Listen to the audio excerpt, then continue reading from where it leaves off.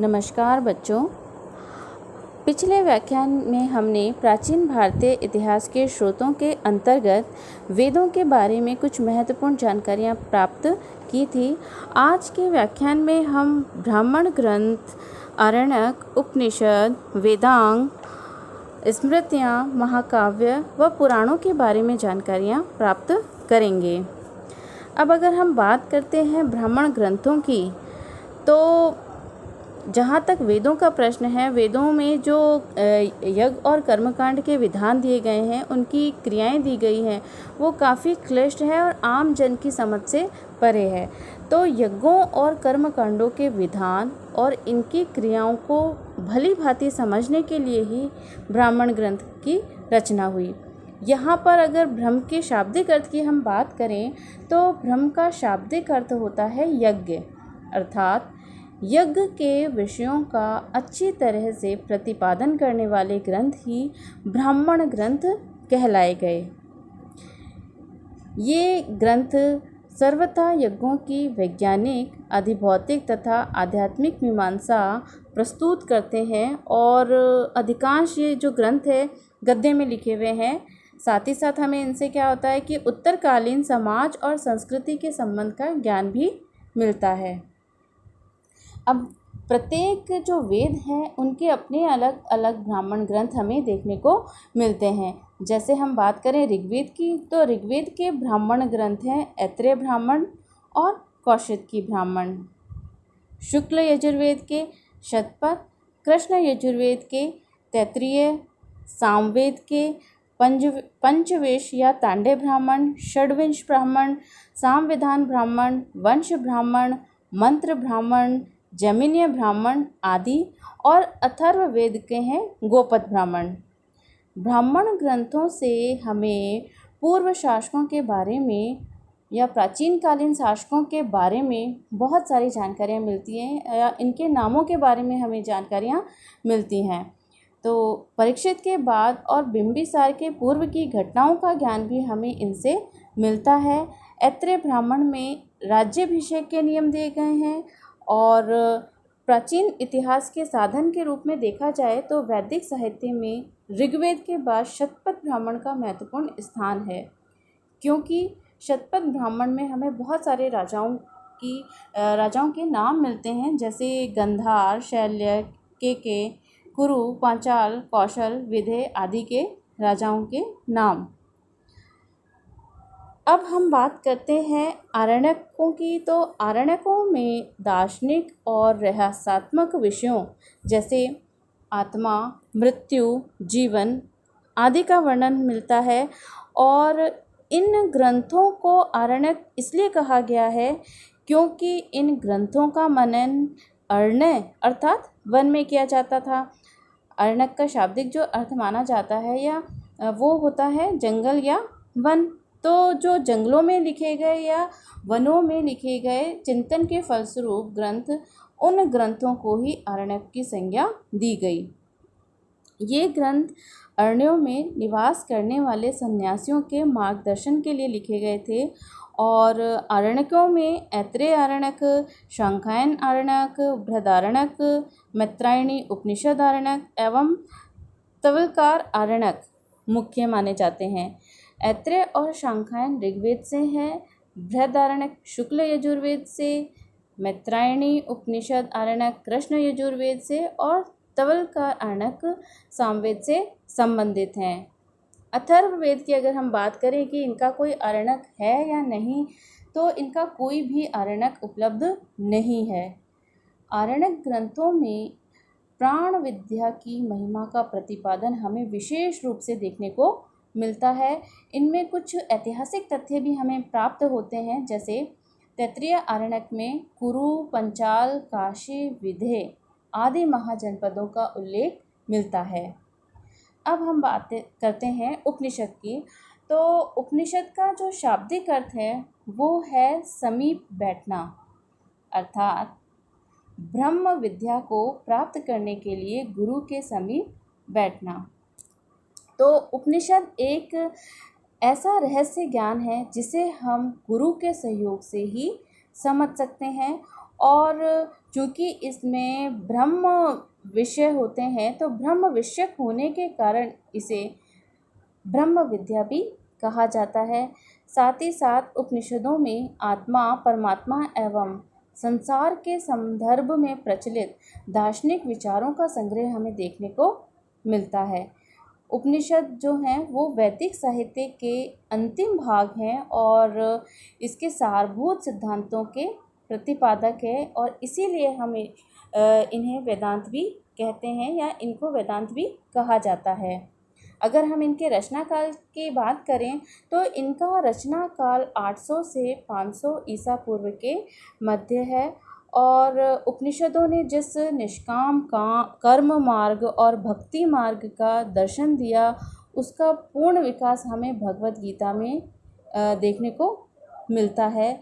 उपनिषदों की अगर कुल संख्या की बात करें तो 108 उपनिषद के करीब हैं और प्रमुख उपनिषद हैं ईश, केन, कठ, मांडुक्य, तैत्तिरीय, ऐत्रेय, छांदोग्य, श्वेताश्व, बृहदारण्यक, कौशिकी, मुंडक, प्रश्न, मैत्रेयी आदि। लेकिन शंकराचार्य द्वारा जिन 10 उपनिषदों पर अपना भाष्य लिखा गया केवल उन्हीं को ही प्रामाणिक माना जाता है। तो ये जो 10 उपनिषद हैं वो हैं ईश, केन, प्रश्न, मांडुक्य, मुंडक, तैत्तिरीय, ऐत्रेय, छांदोग्य और बृहदारण्यक उपनिषद। इसके अलावा और अन्य महत्वपूर्ण उपनिषदों की बात करें तो कौशिकी और श्वेताश्वर उपनिषद भी महत्वपूर्ण है। तो इस प्रकार 108 उपनिषदों में से केवल 12 उपनिषदों को ही प्रामाणिक माना गया है और बहुत सारे महत्वपूर्ण तथ्य इन उपनिषदों में निहित है। जैसे हम बात करें कि भारत का जो प्रसिद्ध राष्ट्रीय आदर्श वाक्य है सत्यमेव जयते, वो मुंडकोपनिषद से लिया गया है और उपनिषद जो हैं वो गद्य और पद्य दोनों में मिलते हैं हमें, जिसमें प्रश्न, मांडुक्य, कैन, तैत्तिरीय, ऐत्रेय, छांदोग्य, बृहदारण्यक और कौशिकी उपनिषद गद्य में मिलते हैं और केन, ईश, कठ और श्वेताश्वर उपनिषद पद्य में हमें मिलते हैं। अब हम बात करते हैं वेदांग ग्रंथों की। तो वेदों के अर्थ को भली भांति या अच्छी तरह समझने में वेदांग हमारी काफ़ी सहायता करते हैं। वेदांग शब्द से अभिप्राय है जिसके द्वारा किसी वस्तु के स्वरूप को समझने में सहायता मिले। अगर हम इनकी संख्या की बात करें कि कितने वेदांग हैं तो वेदांगों की कुल संख्या 6 है जो इस प्रकार है: शिक्षा, कल्प, व्याकरण, निरुक्त, छंद और ज्योतिष। वैदिक वाक्यों के स्पष्ट उच्चारण हेतु शिक्षा का निर्माण हुआ और वैदिक शिक्षा संबंधी प्राचीनतम साहित्य प्रतिशाख्य है। कल्प की अगर हम बात करें तो वैदिक कर्मकांडों को संपन्न करवाने के लिए निश्चित किए गए विधि नियमों का प्रतिपादन कल्प सूत्र में किया गया है।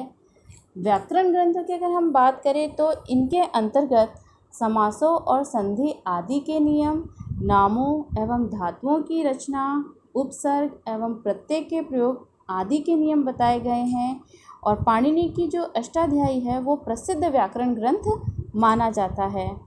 निरुक्त के बात करें तो शब्दों की व्युत्पत्ति एवं निर्वचन बतलाने वाले शास्त्र निरुक्त कहलाते हैं और क्लिष्ट वैदिक शब्दों के संकलन निघंटु की व्याख्या हेतु यास्क ने निरुक्त की रचना की थी जो भाषा शास्त्र का प्रथम ग्रंथ माना जाता है।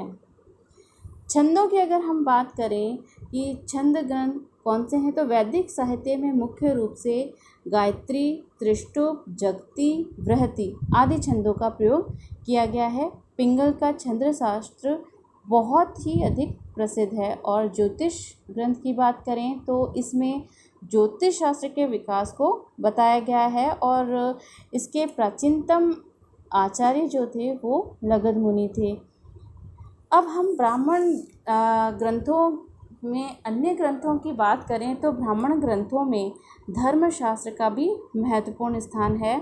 और धर्मशास्त्र में 4 साहित्य आते हैं: धर्मसूत्र, स्मृति, टीका और निबंध। तो स्मृतियों की अगर हम बात करें तो स्मृतियों को धर्मशास्त्र भी कहा जाता है। और स्मृतियों का जो उदय हुआ वो सूत्रों के बाद हुआ।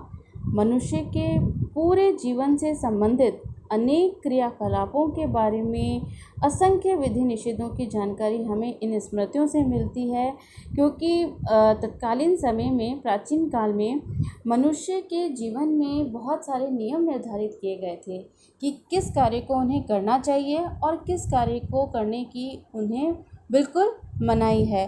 तो इन्हीं विधि निषेधों के बारे में जानकारियाँ हमें स्मृति ग्रंथों से मिलती है। और संभवतः मनुस्मृति और याज्ञवल्क्य स्मृति सर्वाधिक प्राचीन मानी जाती हैं। उस समय के जो अन्य महत्वपूर्ण स्मृतिकार थे वे थे नारद, पराशर, बृहस्पति, कात्यायन, गौतम, संवर्त, हारित, अंगिरा आदि। इनका समय संभवतः 100 ईस्वी से लेकर 600 ईस्वी तक था। और जो मनुस्मृति का काल माना गया है वो है लगभग 200 ईसा पूर्व से 100 ईस्वी के मध्य। मनुस्मृति की अगर हम बात करें तो मनुस्मृति से उस समय के भारत के बारे में राजनीतिक, सामाजिक और धार्मिक जानकारी हमें मिलती है। नारद स्मृति से गुप्त वंश के संदर्भ में जानकारी मिलती है। मेघातिथि, भारुची, कुलुक भट्ट, गोविंदराज आदि टीकाकारों ने मनुस्मृति पर, जबकि विश्वरूप, अपरार्क, विज्ञानेश्वर आदि ने याज्ञवल्क्य स्मृति पर भाष्य लिखे। तो हमें स्मृतियों के अनेक भाष्य ग्रंथ भी मिलते हैं। अब हम बात करते हैं महाकाव्य की। तो रामायण और महाभारत, सभी ने इसका नाम सुना होगा। ये भारत के 2 सर्वाधिक प्राचीन महाकाव्य माने गए हैं। और यद्यपि इन दोनों महाकाव्यों के रचनाकाल के विषय में काफ़ी विवाद है, फिर भी कुछ उपलब्ध जो साक्ष्य हमें मिलते हैं उन साक्ष्यों के आधार पर इन महाकाव्यों का रचनाकाल 4वीं शती ईसा पूर्व से 4वीं शती ईस्वी के मध्य माना गया है। अब हम बात करते हैं रामायण की। तो रामायण के बारे में आप सभी परिचित हैं। रामायण की रचना महर्षि वाल्मीकि द्वारा पहली एवं दूसरी शताब्दी के दौरान संस्कृत भाषा में की गई। और वाल्मीकिकृत रामायण में मूलतः 6000 श्लोक थे, जो कालांतर में जाकर 12000 हुए और फिर 24000 हो गए और इसे चतुर्विंशति सहस्त्री संहिता भी कहा गया। वाल्मीकि द्वारा रचित रामायण 7 कांडों में बटा हुआ है। और ये 7 कांड कौन कौन से हैं? बालकांड, अयोध्या कांड, अरण्य कांड, किष्किंधा कांड, सुंदर कांड, युद्ध कांड और उत्तरकांड। रामायण द्वारा हमें उस समय की राजनीतिक, सामाजिक और धार्मिक स्थिति का ज्ञान होता है। और राम कथा पर आधारित ग्रंथों के अनुवाद की अगर हम बात करें तो सबसे पहले भारत से बाहर चीन में ही किया गया और भुशुंडी रामायण को आदि रामायण भी कहा जाता है। अब हम बात करते हैं महाभारत की। तो महर्षि व्यास द्वारा रचित महाभारत महाकाव्य रामायण से बृहद है, यानी कि बड़ा है। और महाभारत में मूलतः 8800 श्लोक थे तथा इसका जो नाम था उस समय वो था जय संहिता। बाद में जब श्लोकों की संख्या 24000 हो गई तो यह वैदिक जन भरत के वंशजों की कथा होने के कारण भारत कहलाया। कालांतर में श्लोकों की संख्या बढ़कर 1,00,000 हो गई। तब ये ग्रंथ शत सहस्त्री संहिता या महाभारत कहलाया। महाभारत का जो प्रारंभिक उल्लेख है वो हमें मिलता है आश्वलायन गृहसूत्र में। और वर्तमान में इस महाकाव्य में लगभग 1,00,000 श्लोकों का संकलन है। और महाभारत महाकाव्य 18 पर्वों में विभाजित है। और ये जो 18 पर्व हैं वो हैं आदि, सभा, वन, विराट, उद्योग, भीष्म, द्रोण, कर्ण, शल्य, सौप्तिक, स्त्री, शांति, अनुशासन, अश्वमेध, आश्रमवासी, मौसल, महाप्रस्थानिक एवं स्वर्गारोहण। इस महाकाव्य से तत्कालीन राजनीतिक, सामाजिक और धार्मिक स्थिति का ज्ञान हमें मिलता है। अब हम बात करते हैं पुराणों की। तो प्राचीन आख्यानों से युक्त ग्रंथ ही पुराण कहलाए और लगभग संभवतः 5वीं से 4वीं शताब्दी ईसा पूर्व तक पुराण अस्तित्व में आ चुके थे। ब्रह्म वैवर्त पुराण में हमें पुराणों के मुख्य रूप से 5 लक्षण मिलते हैं, जो कि हैं सर्ग, प्रतिसर्ग, वंश, मनवंतर तथा वंशानुचरित। पुराणों की संख्या की अगर बात की जाए तो कुल पुराणों की संख्या 18 है और ये जो 18 पुराण हैं वो हैं ब्रह्म पुराण, पद्म पुराण, विष्णु पुराण, वायु पुराण, भागवत पुराण, नारदीय पुराण, मार्कंडेय पुराण, अग्नि पुराण, भविष्य पुराण, ब्रह्म वैवर्त पुराण, लिंग पुराण, वराह पुराण, स्कंद पुराण, वामन पुराण, कूर्म पुराण, मत्स्य पुराण, गरुड़ पुराण और ब्रह्मांड पुराण। ये 18 पुराण हमें मिलते हैं। इन पुराणों में विष्णु, मत्स्य, वायु, ब्रह्मांड और भागवत पुराण सबसे ज़्यादा प्राचीन हैं और सर्वाधिक ऐतिहासिक महत्व के हैं, क्योंकि इनमें राजाओं की वंशावलियाँ पाई जाती हैं। 18 पुराणों में सर्वाधिक प्राचीन और प्रामाणिक मत्स्य पुराण है। इसके अतिरिक्त विष्णु पुराण से मौर्य वंश और गुप्त वंश की तथा वायु पुराण से शुंग एवं गुप्त वंश के विषय में हमें बहुत सारी महत्वपूर्ण जानकारियाँ मिलती हैं। इसी प्रकार पुराणों से हमें शिशुनाग, नंद, मौर्य, शुंग, सातवाहन और गुप्त वंश के विषय में ज्ञान प्राप्त होता है। अग्नि पुराण की अगर हम बात करें तो इसमें तांत्रिक पद्धति का उल्लेख किया गया है और इसी पुराण में गणेश पूजा का प्रथम बार उल्लेख है।